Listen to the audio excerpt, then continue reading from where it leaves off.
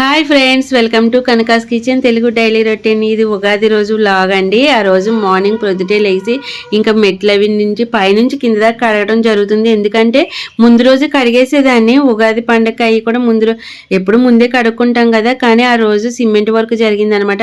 కడగడం వీలు పడలేదు. ఇంకా ఆ రోజే కడిగి ఇంకా ముగ్గులు వేయడం అది కొంచెం లేట్ అయినా కానీ నా పనులు అయితే టకటక పూర్తి చేసేసుకుంటున్నాను. కొంచెం మనసులో అయితే కంగారుగా ఉంది, ఎప్పుడు అవుతుందా అని. కానీ ఫాస్ట్గా మా వారు హెల్ప్ చేస్తున్నారు. టకటక చేసేసుకుంటున్నాను. ఇంకా మునగాకు అది బయటికి పంపాను అనమాట. మునగాకు వేప కొమ్మలు పోతున్నవి అవి తీసుకురమ్మని. ఇంకా మామిడి కొమ్మలు కూడా తీసుకుని వచ్చారు. నేను ఇంట్లో ఉన్న మామిడి ఆకులు అవి కూడా కట్ చేసేసి అవి ఇచ్చాను గుమ్మానికి అవి పెట్టమని. ఈ లోపల నేను శనగపప్పు అది నానబెట్టి ఉంచానండి 1 అవర్ ముందు. ఇంకా కుక్కర్లో అది పెట్టేసి ఒక 5-6 కూతలు వేయించేస్తున్నాను. ఓ పక్కన వరిపిండి తడిపి పెట్టుకొని పక్కకు పెట్టుకుంటున్నాను. ఇంకా మినపప్పు అది కడిగేసి అది కూడా రుబ్బేసి అందులో మిక్స్ చేసి తోపుకి రెడీ చేసుకుంటున్నాను అనమాట. బూర్లు అవి వేద్దాము, మినప్పునుగులు కూడా వేయాలి కదా నైవేద్యం కోసం అని చెప్పేసి. కాకపోతే ఒకటే తోపు రెడీ చేసాను. పునుగులు కూడా కలర్ వచ్చేస్తాయి, పైన లైట్గా రాదు. ఎందుకంటే బూరెలు దాంట్లో కొంచెం షుగర్ మిక్స్ చేస్తాం కదా బూరెల తోపులో పైన, కాబట్టి కొంచెం కలర్ఫుల్గా వస్తున్నాయి. ఇదిగోండి నేను బూరెలు పూర్ణం అయితే ఇలాగా పప్పు ఉడకబెట్టేసాను కదా, మళ్ళీ ఉడకబెడతాను. బెల్లం అది వేసి దగ్గర వచ్చేదాకా.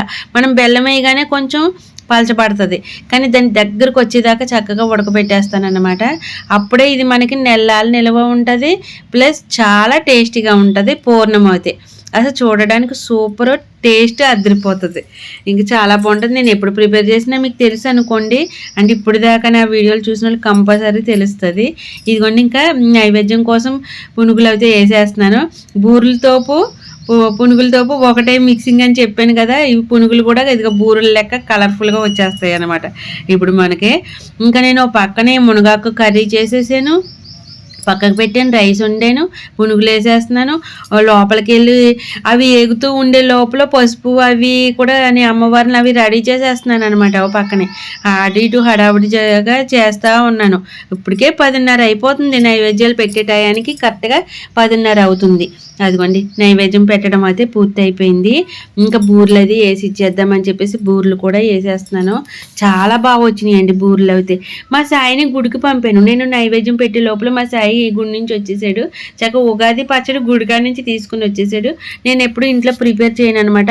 ఒక వేప పువ్వు, ఒక చిన్న బెల్లం ముక్క మా చిన్నప్పటి నుంచి ఎలా అలవాటో అలాగే మేము వేసేసుకుంటాను. నేను గుడికి వెళ్తే కంపల్సరీ ఉగాది పచ్చడి ఇస్తారు కాబట్టి అది నోట్లో వేసుకుంటాము కంపల్సరీ.